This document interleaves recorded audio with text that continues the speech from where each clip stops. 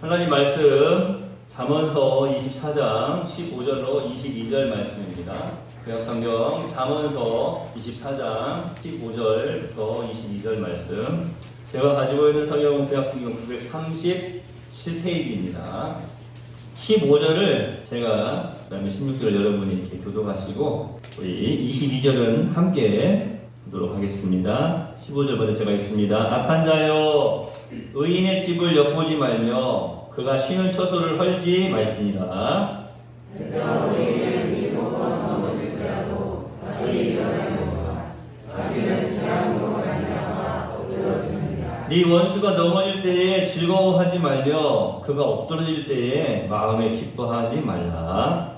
여호와께서 이것을 보시고 기뻐하지 아니하사 그의 짐을 그에게서 옮기실까 두려우니라. 너는 행악자들로 말미암아 분을 품지 말며 악인의 형통함을 부러워하지 말라.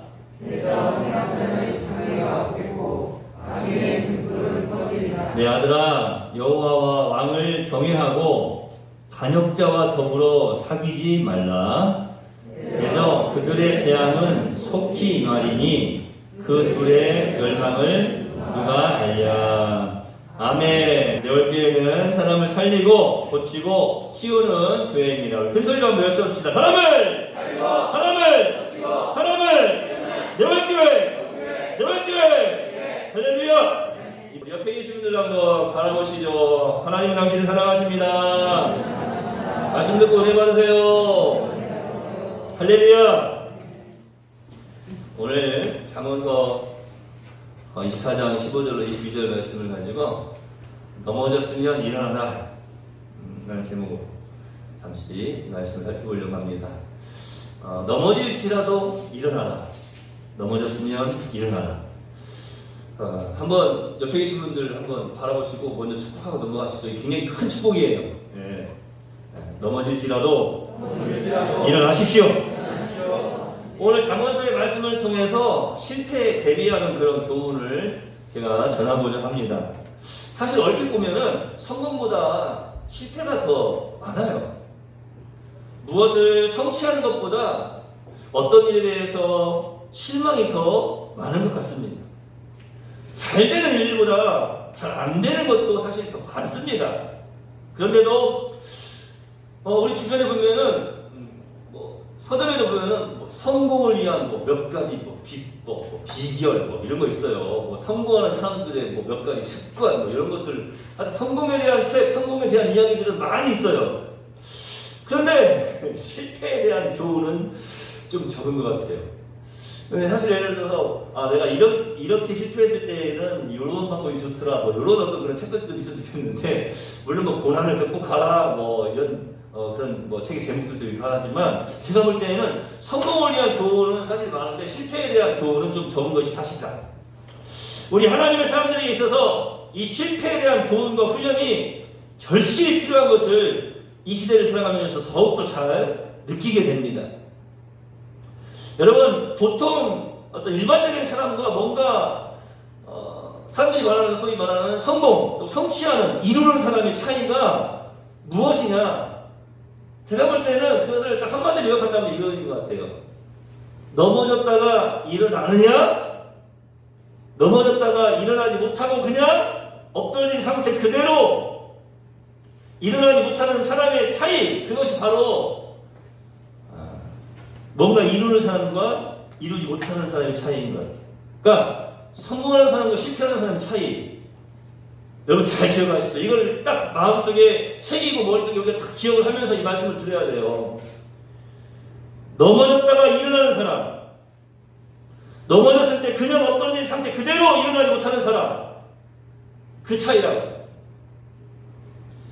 다시 한번 옆에 계신 분 바라봅시다.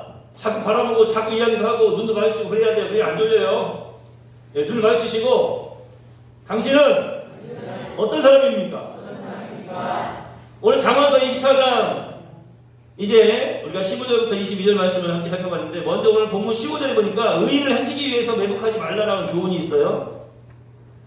이 말씀이 왜 이 16절 앞에, 16절에는 어떤 말씀이 있냐면, 대저 의인은 7번 넘어질지라도 다시 일어나려니와 라는 말씀이 있는데, 이 말씀 앞에 의인을 해치기 위해서 매복하지 말라라는 교훈이 있단 말이죠. 의인을 음해하기 위해서 어떤 음모를 꾸미지 말라. 설령 의인을 해치는 음모가 성공한다 할지라도 의인은 7번 넘어져도 다시 일어나는 게 의인이다. 이것을 지금 말씀하고 계시는 거예요. 그러니까 세상이 아무리 어떤 음모를 하고 아무리 의인을 넘어뜨리려고 해도 의인은 7번 넘어져도 다시 일어난다는 거예요. 그래서 이 16절에 있는 말씀 앞에 15절에 의인을 악한 자여 의인의 집을 엿보지 말라 이렇게 말씀하고 계시는 것입니다. 제가 생각할 때 이 개구리 왕눈이 노래 혹시 여러분 아세요? 우리 인성이 아빠 어렸을 때 개구리 왕눈이 봤어요 혹시? 노래 알아요 노래? 노래 기억나요? 한번 해봐요. 인성이가 하지마 왜? 한번 노래 잘해. 인성이가 하지 말래. 개구리 왕눈이 노래가 있어요. 근데 제가 보니까 이 개구리 왕눈이 노래를 작사한 사람이 오늘 이 말씀을 토대로 한 것도 아닌지, 물론 7점 탈기라고 하는 말도 있죠. 그 말도 사실은 성경에서 나온 말 같아.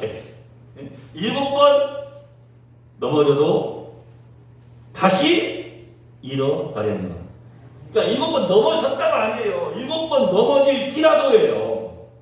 그러니까 7번 넘어졌다 다시 일어난다는 말이 아니고, 꼭 7번 넘어져야 다시 일어난다는 말이 아니고 7번을 넘어질지라도예요.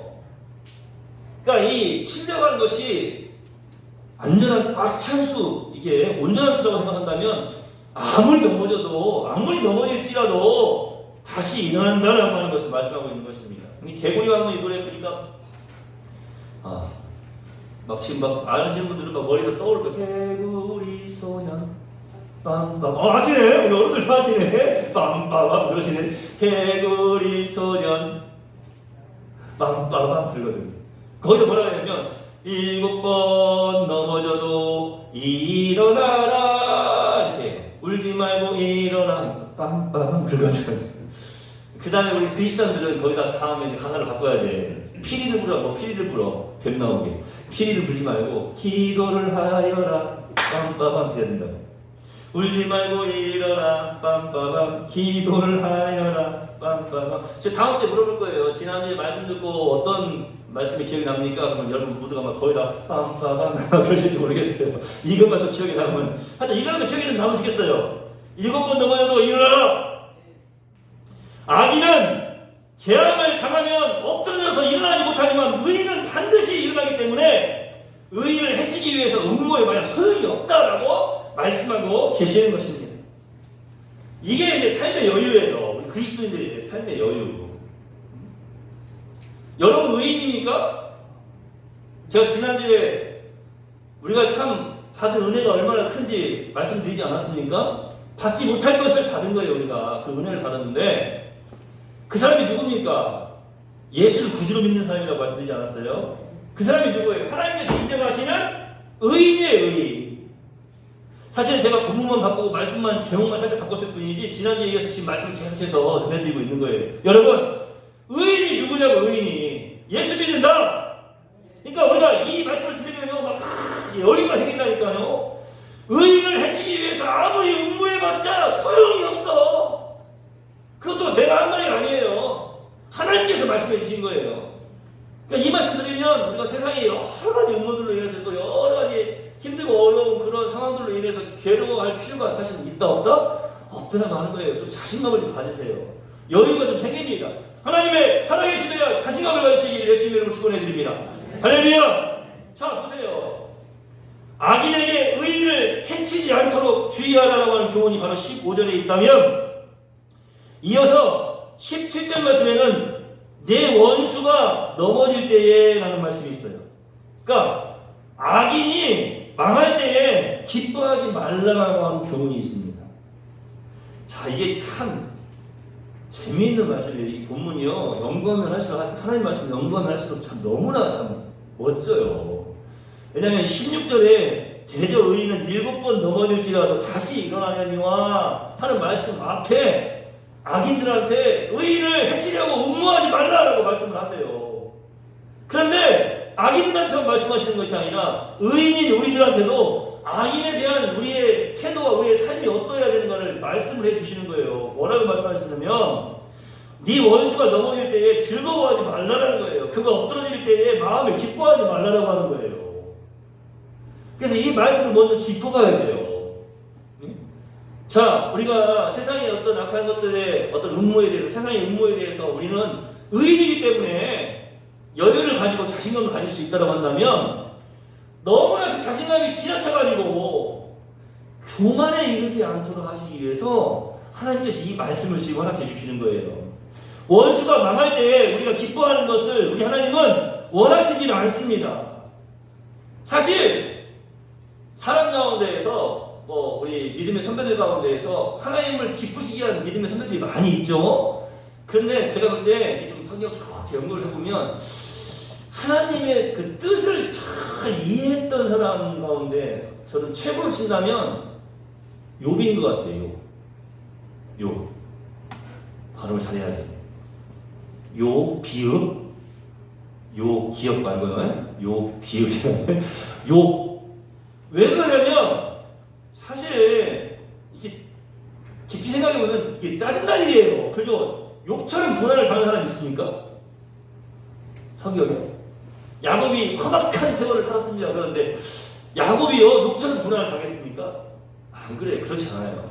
사실은 욥을 비교할 사람이 없어요. 그러니까 욥은 거의 하여튼 구약시대 예수님 오시기 이전에 보면은 최고의 어떻게 보면 의인이다. 의인. 이렇게 우리가 이 땅에 살면서 하나님의 뜻을 이 하나님 성경 말씀 통해서 하나님 말씀 통해서 하나님의 뜻을 잘 그 의도를 파악하는 것, 하나님의 뜻을 잘 분별하는 것, 사실은 이게 정말로 멋진 삶이에요. 그러니까 그런 의미에서 보면은 욥이 하나님의 뜻을 잘 알았다니까요. 어떻게 살아야 되는가? 이 부분에 대해서도 욥이 하나님의 뜻을 잘 알고 이런 고백을 해요. 욥기 31장 29절에 보니까 내가 언제 나를 미워하는 자의 멸망을 기뻐하고 그의 재난을 당함으로 즐거워하였던가. 그러니까 욥은요 자신을 미워하는 자의 멸망을 기뻐한 적이 없다고 하는 거예요. 또 자신이 재난을 당함으로 그 사람이 자기를 미워했던 그 사람이 재난을 당하고 힘들고 어려운 일을 당한 것 때문에 그거를 보면서 아이고 참 잘됐다. 그럼 그렇지. 이렇게 하면서 즐거워했던 적이 없다. 왜냐? 왜 하나님께서 원수가 망하는 것을 기뻐하지 말라고 하시는가? 딱 하나 때문이에요. 원수의 파멸을 기뻐하는 것은 교만한 태도이기 때문입니다. 사랑하시는 우리 레월 성도님들, 제가 요즘 한 가지 회개 기도를 하고 있어요. 어떤 기도를 하고 있냐면 오늘 아침에도 그 뉴스가 나오길래 제가 뭐 달라고 또 만들어! 막 제가 그랬거든요. 무슨 말씀인지 아시겠어요? 오늘 아침에 뉴스가 나오더라고요. 저기 휴전선 부근에서 저번에 그 만남 장소 있잖아요. 폭파시켜버렸잖아요. 근데 거기 상봉장소랑 또 만들고 그 만남 장소 또 만들고 막 그런 이야기들 막 해요. 그러니까 물론 이제 대화가 필요하죠. 그런데 제가 그 말을 듣는 순간 아니 뭐 달라고 그걸 축구하고 또 다시 만든대? 이런 생각이 막 들더라고요. 그래서 제가 회개했어요. 그러면 안 되지. 모든 상황을 보면서 기도해야지. 막 화낸다고 짜증은 나고 도대체 말이 안 통하는 것 같이 보이지만 그래도 우리가 기도해야지. 그 일을 통해서 우리가 한민족이 되고 또 복음으로 통일되어서 저 중국 땅으로 저 러시아와 모든 대륙으로 유럽 전역으로 복음을 들고 또 나아가야지. 어떤 이런 마음이 들어요. 물론 그들이 우리의 원수는 아닙니다. 그들이 잘못되는 걸 보면서 막 홍수가 나가지고 사람들이 막 떠내려가고 죽고 또 너무나 흉년이 들어가지고 먹을 것이 없고 고통을 당하고 그런 걸 보면서 우리가 즐거워합니까? 기뻐합니까? 아니죠. 또 그런 마음이 있어야 되겠어요. 무슨 마음인가 하면은 나하고 그래도 한민족이지. 나랑 같은 가족이지. 이런 마음이 좀 있어야 되거든요. 주님께서 원하시는 마음이 아닐까. 왜 원수의 파멸을 기뻐하는 것을 우리 하나님은 왜 원수의 파멸을 기뻐하는 것을 그 일을 하지 말라고 강력하게 말씀하고 계시는가? 교만 때문에 교만. 원수의 파멸을 기뻐하는 것은 바로 교만한 태도이기 때문에 나는 그래도 저 사람보다 더 낫다. 그래서 저 사람은 망하지만 나는 이렇게 건재하지 않은가? 저 사람이 망하도록 하시는, 저 사람이 망할 수 있도록 이끌어 가셨던 우리 하나님 참 그 하나님의 은혜가 이렇게 고소한가? 이야, 참 잘됐다. 그러면 그렇지. 이 생각이요, 교만이요. 바로 죄인의 교만입니다. 하나님은 그것을 기뻐하시지 않으세요. 여러분 머릿속에 지금 이 말씀 드리면 그걸 어떻게 해야 됩니까? 목사님, 정말 꼴보기신 사람, 그 사람이 잘못됐어. 그러면 기쁘지 않습니까? 나는 그냥 참수하고 나는 그냥 그렇게 괴롭게 했던 그 사람이 잘못되면 그냥 속이 다 시원하다 이런 마음이 들지 않습니까? 근데 그때 그 순간에 속이 다 시원하다 잘됐다 하지 말라는 거예요. 그래서 우리에게 뭐라고 말씀하십니까? 고린도전서 10장 12절에서는 선들로 생각하는 자는 넘어질까 조심하라고 경고하고 계시는 거예요. 그 모습을 보면서 속 시원해 잘됐네 그러면 그렇지 할 게 아니에요. 다시 한번 자신을 돌아보면서 그냥 우리가 입술로 범죄하지 않도록 생각으로 마음으로 범죄하지 않도록 그냥 주여 교만하지 않게 하옵소서. 주여 하나님께서 기뻐하시는 삶을 살게 하옵소서. 이렇게 자기 자신을 다스릴 줄 아는 우리 네월 성도들 되시기를 주의 이름으로 축원해 드립니다. 잘됐다. 속이 다 시원하네. 그러지 말고 주여 교만하지 않게 하옵소서. 주여 주님의 뜻을 이루어 주옵소서. 여러분 선들로 생각하는 자 넘어질까 조심해야 됩니다.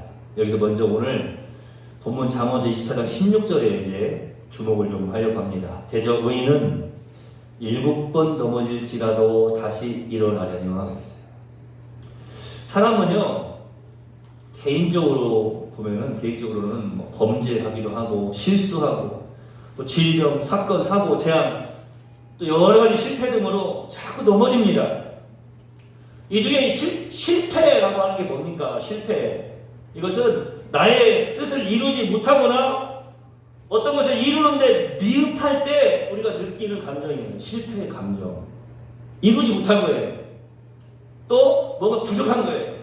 그런데 우리가 느끼는 실패라고 하는 감정입니다.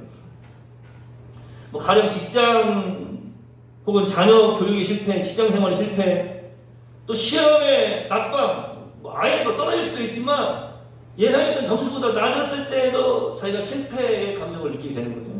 사업에 실패하는 것도 마찬가지고 결혼에 실패하고 또 취직에 실패하는 등등 여러 가지가 있어요. 그런데 지금 제가 말씀드리는 여러 경우 중에 어떤 이유로건 넘어지는 사람들 중에 어떤 사람들은 그 실패를 경험하고 넘어진 다음에 다시 일어나지만 어떤 사람들은 일어나지 못하고 그냥 그대로 엎드려져 있는 거예요. 어떤 사람들은요 넉다운을 당해도 다시 일어나는데 어떤 사람들은 넉다운 당하면 넉아웃 돼버리는 거예요. 다시 못 일어나요. 엎어진 상태에 그냥 죽어버리고 끝나버리는 거예요. 여기에서 주목할 만한 특징들이 나타나요. 특징. 여러분 오늘 이걸 잘 기억하시기 바랍니다. 우리 어르신들뿐만 아니라 특별히 젊은 세대들은 오늘 이 특징을 잘 기억을 해야 돼요. 일어나는 사람들 발음이 좀 안 좋죠. 아무래도 저도 이제 이번 주에 2차 맞습니다. 2차 이제 백신 맞고 좀 한 10일 지나고 나면 조금 떨어진 데서 한 2m 이상 떨어지니까 그때부터 마스크 벗고 설교할게요. 네, 몇 주만 더 참으세요. 자, 여러분 보세요. 일어나는 사람들의 특징이 있는데 다시 일어나는 사람들, 이 사람들을 보면요 자기의 그 실패, 즉 넘어짐에 대해서 기억하세요. 네 탓이 아니라 내 탓, 네 탓이 아니라 내 탓으로 인정하는 사람들. 이게 첫 번째 특징이더라고요. 넘어졌을지라도 다시 일어나는 사람들의 첫 번째 특징은 뭐냐면 남의 탓을 하는 것이 아니라 내 탓을 하는 사람이에요. 반대는 뭐라고요? 넉다운 됐을 때 그냥 아웃 되고 완전히 끝나버리는 사람들, 엎어져 있는 상태에서 일어나지 못하는 사람들은 어떻게 한다고요? 니 탓하는 거예요. 니 탓. 남의 탓. 내 탓이 아니라 남의 탓. 자, 이걸 이제 여러분 잘 생각을 하시기 바랍니다. 일어나는 사람들, 다시 일어나는 사람들, 넘어졌을지라도 다시 일어나는 사람들의 특징, 네 탓, 남의 탓이 아니라 내 탓으로 인정하는 것. 뼈아진 넘어짐에서 교훈받기를 거절하지 않고 교훈을 받습니다. 개선을 거부하지 않고 개선합니다. 자신이 잘못해서 실패했건 남이 잘못해서 실패했건 실패의 결과에 승복하지 못해서 막 원망과 불평을 하는 대신에 실패의 결과에 깨끗하게 승복을 합니다. 그리고요, 이 사람들이 나타나는 특징이 또 하나 있어요. 자, 보세요. 이 연결되어 있는 특징입니다. 어떤 일에 대해서 실패한 다음에 아휴, 난 실패야, 망했어, 난 패배자야. 그럼 패배의식. 혹은 앞으로 또 실패하면 어떡하지? 이거 어떻게 해? 공포의식. 에이, 차라리 하지 말자. 이러다 나 몸 안 해. 이런 식의 편의주의. 아이고, 그래도 뭐 나 하나 무사했으면 됐지 뭐. 나만 잘 빠져나가면 되는 거 아니야? 이런 어떤 보신주의에 다시 일어나는 사람들은 빠지지 않는다고 하는 거예요. 다시 말씀드리면 넘어졌을지라도 다시 일어나는 사람들은요, 패배의식이나 공포의식이나 혹은 자신만의 편의주의, 자신만의 어떤 보신주의 이런 거에 빠지지 않고 다 훌훌 털어버리고 활기차게 살아가는 것입니다. 바로 이것이 넘어져도 다시 일어나는 사람들의 특징이에요. 특징. 여러분의 삶 속에는 이런 특징이 있습니까? 이 말씀을 들으면서 이런 특징이 나에게 주어지게 하옵소서 하면서 기도해야 돼요. 남의 탓이 아니라 내 탓이다. 그래야만 비로소 겸손하게 주님 앞에 무릎을 꿇을 수 있어요. 남의 탓을 하기 시작하면 자꾸 원망하게 되고 합리주의, 즉 합리화를 시키게 되는 거예요. 합리주의자가 될 수밖에 없는 거예요. 그 사람 때문이니까 이렇게. 그러다 보면은 그 어떠한 교훈도 얻을 수가 없고 훌훌 털어버릴 수도 없고 다시 개선될 수도 없는 거예요. 일어나지를 못하는 것입니다. 잠시 다윗의 경우를 한번 살펴봅시다. 사무엘하 12장 이하를 쭉 살펴보면은 이 성경의 인물 가운데 넘어졌다가 다시 일어난 인물로 이 다윗이라고 하는 사람이 거기서 등장을 하지 않습니까? 어떤 내용입니까? 다윗이 우리아의 아내를 처음으로 간통죄를 범했어요. 다윗은 이어서 화살이 빗발치는 그 전선에 우리아를 내보내서 죽게 했어요. 간통죄 이후에 그 죄를 덮어버리려고 청부살인을 한 거예요. 간통죄는 폐지됐다고 하고 그러면 자, 청부살인죄도 폐지됐나요? 그죠? 요즘 법으로 따져봐도 다윗은 지금 감옥에 가야 돼요. 그죠? 간통죄 다음에 우리아를 전선을 내보내가지고 청부살인 했다니까요. 그걸 죽였어요. 간통과 살인을 범한 다윗은 자신의 죄를 인정하지 않고 그것을 덮으려고 했습니다. 천인공노할 인간 아닙니까? 하나님은 그런 다윗에게 나단을 보내셔서 그 죄악을 책망하게 하셨습니다. 혹시 이 말씀을 들으면서 그런 분들 계세요? 야, 그래도 나는 살아가면서 간통죄는 안 범했고 청부살인 같은 건 안 했으니까 나는 그래도 참 깨끗하네. 그게 뭐라고요? 그게 그만이라니까요. 그게 그렇게 생각하지 말라고요. 자, 여러분 더 나갑시다. 나단이 와가지고 다윗에게 어떤 이야기를 합니까? 양이 심히 많은 부자가 있는데 그 부자 집에 손님이 왔어. 손님이 왔는데 보니까 손님한테 양을 이제 고기를 대접을 해야 되는데 음식을 대접을 해야 되는데 자기가 가지고 있는 양을 잡아가지고 대접을 하려고 그러니까 너무 아까운 거야. 그런데 마침 보니까 옆집에 아주 가난한 사람이 자기 딸처럼 기르는 양 한 마리가 있어. 근데 그 이제 보니까 어때요? 가난한 뭐 비천한 사람이에요. 그러니까 이 많이 가진 부자가 어떻게 했냐면 자기 양 잡는 건 아까우니까 가가지고 그 양을 딸처럼 기르던 그 양을 빼앗아 왔어요. 강제로. 돈을 주고 사왔다고도 안 해요. 빼앗아다가 손님을 대접했습니다. 그러니까 막 다윗 왕이 그 말을 듣고 막 열이 받은 거죠. 막 화가 난 거예요. 아니, 우리나라에 그런 일이 있었다고? 근데 그런 놈을 그냥 당장 쳐 죽여야지. 무슨 일이 있어도 그런 사람 잡아 죽여야 돼. 누구냐? 나단이 뭐라고 합니까? 바로 당신입니다. 이거 신랄하게 책망하지 않습니까? 바로 당신입니다. 제가 언젠가 오전 예배 때 이거 설명 잘 해가지고 설교 길게 했어요. 물론 지금 만나시는 분들이 많이 계시겠지. 자꾸 잊어버리셔야 됩니다. 우리 어르신들. 그래야 제가 또 하고 또 하고 그러죠. 자, 되게 시간 바라봅시다. 말씀 듣고 은혜 많이 받으세요. 사실은요, 막강한 왕권을 휘두르는 다윗 왕이요, 그 당시에 와서 그렇게 이야기하는 나단을 바로 당신입니다라고 말했던 그 나단을 그냥 목을 쳐버릴 수도 있었어요. 여기서 집중해야 돼요. 여기서 집중해야 돼요. 여기서 바로 당신입니다 했을 때에 넘어진 다음에 다시 일어나지 못하는 그런 사람들의 특징은 뭐냐면 바로 당신입니다 했을 때 나라고? 내 탓이 아니라 누구 탓이에요? 남의 탓이죠? 나라고? 이런 하면서 나단의 목을 쳐버리는 사람들이에요. 그런데 넘어질지라도 다시 일어나는 사람들의 특징이 또 하나 나와요. 보세요. 여기서 우리가 집중해야 된다니까요. 바로 당신이 그 죽일 놈입니다 라고 말하고 있는 거예요. 나단이 다윗에게. 그때 내가 하나님께 죄를 범하였다. 자신의 죄를 인정합니다. 내가 하나님께 죄를 범하였다. 그 말 안으로 넘겨버릴 수 있어요. 후세대가 어떻게 기록할지 모르겠지만 감쪽같이 속이고 넘어갈 수가 있었단 말이에요. 그런데 그 일개 선지자 나단에게 다윗이 고백을 합니다. 제가 여기서 집중하자고 그랬죠. 내가 하나님께 죄를 범하였다. 다윗은 자신의 넘어짐에 대해서 자신의 탓을 인정하고 내 탓, 거기서 교훈을 받았습니다. 넘어졌어도 다시 일어나는 사람들의 특징들이 발견되지 않습니까? 다윗이 또한 범죄의 결과 또한 수용하는 것을 볼 수가 있어요.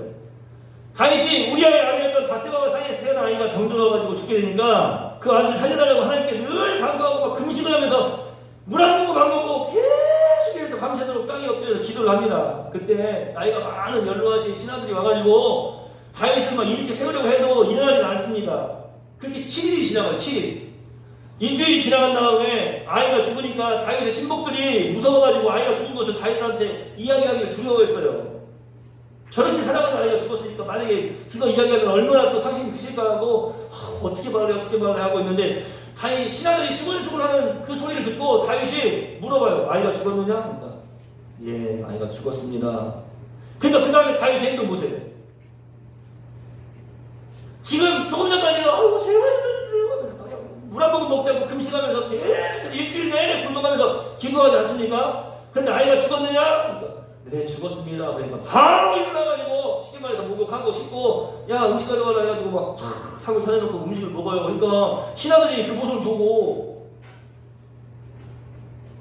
아니 아이가 죽었다고 하면 더 크게 통곡을 하고 더 크게 아이고 어떡하냐 이렇게 해야 되는데 그러질 않고 이제 음식을 차려놓고 음식을 먹거든요. 더 나아가서 몸을 씻고 의복을 갈아입고 여호와의 전에 먼저 들어가서 경배하고 자신의 품으로 돌아와서 음식을 차려놓고 먹었습니다. 아이가 살아있을 때에는 하나님께서 혹시 다윗을 불쌍히 여기서 아이를 살려주실까 했던 것이지만 이제 죽었으니까 툭툭 털고 일어나야 된다는 거예요. 그것이 다윗의 생각이었어요. 다윗의 그 고백을 들어보면 알아요. 뭐라고 말하냐면 다윗이 이렇게 이야기합니다. 지금은 죽었으니 그러니까 내가 혹시 이렇게 금식하면서 괴로워하고 내가 죄지은 거 죄송합니다. 잘못했습니다. 용서해주세요 하면서 기도하면 혹시라도 하나님께서 살려주실지도 몰라서 이렇게 기도했는데 지금은 죽었으니 어찌 금식하냐. 내가 다시 돌아오게 할 수 있느냐? 여기서 또 멋진 말이 나오지 않습니까? 나는 저에게로 가려니와 저는 내게로 돌아오지 아니하리라. 나는 나중에 죽어서 그 아들한테로 가겠지만 다시 그 아들은 나한테, 죽은 아들은 나한테 돌아오지 않는다. 너무나 지금 상황 파악을 잘하고 있는 거 아니에요? 넘어졌어도 다시 일어나는 사람들의 특징이 더욱더 분명하게 보이시지 않습니까? 아이가 죽었느냐? 했을 때, 아이가 죽었습니다. 아이고, 얘가 무슨 죄가 있어? 아니, 어린 것이 무슨 죄가 있다고 그렇게 하셨습니까? 이렇게 하는 게 아니라니까요.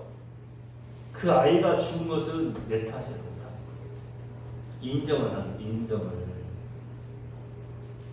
깨끗하게 그 넘어짐의 상황을 그 누구를 탓하지 않고 수용합니다. 받아들입니다. 죄 때문에 넘어졌다가 회개하고 일어선 다윗, 그 넘어질지라도 다시 일어난 다윗을 하나님이 사랑하셨어요. 하나님이 그 모습을 왜 사랑하셨는지 그 뒤에 솔로몬을 보면 알 수가 있는 거죠. 다윗은 내 탓을 인정했고 아픈 교훈을 받았고 너무나 아프고 괴로웠지만 결과를 수용했고 포기하지 않고 재기해서 활기찬 삶을 살아갔습니다. 하나님께서 이런 다윗에게 큰 위로와 축복을 허락해 주셨습니다. 다시 하나님께서 다윗과 바세바의 사이에서 솔로몬이 태어나게 하셨고 이 솔로몬 후에 전무후무한 지혜로운 왕이 되게 하셨던 것입니다. 성경은 이렇게 말합니다. 여호와께서 그를 사랑하사 선지자 나단을 보내사 그 이름을 여디디야. 이 무슨 말이에요? 야다드 플러스 야예요. 야는 야훼를 말하는 거예요. 근데 이 야다드라고 하는 건 뭐냐면 빌럽. 무슨 말이냐면 여호와께서 사랑하신, 야훼의 사랑을 받는 자, 여호와께서 사랑하신 자라는 뜻이에요. 그러니까 여호와께서 이 여디디야 그를 사랑하신다. 나단이 다윗에게 와서 바로 당신입니다라고 다윗에게 하나님의 말씀을 전하였던 나단이 이제는 와가지고 여호와의 사랑받는 자라고 솔로몬에 대해서 지금 인정을 하고 있는 거예요. 이게 무슨 말씀입니까? 하나님께서 솔로몬을 사랑하시는 것은 사실은 넘어졌을지라도 다시 일어난 다윗을 사랑하시는 거예요. 사랑하시는 우리 여울 성도님들, 오늘 이 말씀을 들을 때에 하나님, 저도 하나님께 기뻐하셨던 저 사람들이 가지는 그런 특징을 이 시간 나에게 능력으로 허락하여 주옵소서. 이런 기도가 막 되지 않습니까? 여러분은 어떤 사람입니까? 넘어졌을지라도 다시 일어나는 사람입니까? 아니면 그냥 엎드려져가지고 아웃돼버리고 죽어버리는 사람입니까? 저는 여러분이 이 시간 축복합니다. 그 어떤 상황 속에서도 여러분은 넘어질지라도 다시 일어날 수 있는 사람인 것을 잊지 마시기를 바랍니다. 바로 여러분은 의인이기 때문에 그래서 의인이기 때문에. 누가 의인이라고요? 예수님을 구주로 믿는 사람. 오늘 가슴에 손을 얹고 다시 한번 진실되게 고백합시다. 예수님은 나의 구주이십니다. 예수님 사랑합니다. 아버지 하나님 감사합니다. 여기 오늘 가슴에 손을 얹고 예수님은 나의 구주이심을 고백하는, 그래서 하나님께서 의인이라고 인정하시는 여기 있는 하나님의 사람들이 바로 넘어질지라도 다시 풀풀 털고 일어날 수 있는 하나님의 기쁨이 되고 하나님의 축복을 받아들일 수 있는 제 백성들인 줄로 믿습니다. 이것을 잊지 않게 하여 주시옵소서. 오늘 우리가 하나님의 말씀을 들으면서 참 멋진 믿음의 사람들을 다시 한번 떠올리게 하시니 감사합니다. 믿음으로 털어버리고 내 탓을 하는 것이 아니라, 남의 탓을 하는 것이 아니라 바로 나의 잘못인 것을, 하나님 앞에서 잘못하였던 것을, 지혜롭지 못하였던 것을, 범죄했던 것을 회개할 줄 아는, 고백할 줄 아는, 그리고 그 결과에 수용할 줄 아는 멋진 하나님의 사람들 되기를 소망합니다. 다시 한번 축복하며 기도합니다. 여기 있는 모든 주의 백성들 앞으로 살아가면서도 혹시 넘어질지라도 다시 일어나는 의인의 삶을 잘 살아되게 하여 주시옵소서. 아니 이미 우리는 그런 의인이 되게 하신 줄로 믿습니다. 오늘 이 말씀을 듣고 아직도 주저주저하고 아직도 문기적하고 있는 이가 있습니까? 훌훌 털어버리고 믿음으로 일어나서 하나님께 나아가게 하여 주시옵소서. 삶의 지혜를 허락하여 주시니 감사합니다. 원수가 넘어질 때 즐거워하지 말라고 말씀하셨습니다. 우리가 교만은 태망의 선물인 것을 깨달아 알고 늘 하나님 앞에서 겸손한 믿음의 삶을 잘 살아가는 우리 내월 성도들이 다 되게 하여 주시옵소서. 이 시간 우리에게 회개할 마음도 허락하여 주시고 또 간구의 마음도 허락하여 주시니 감사하며 예수님의 이름으로 거룩하신 아버지 앞에 축복하며 기도하옵나이다. 아멘.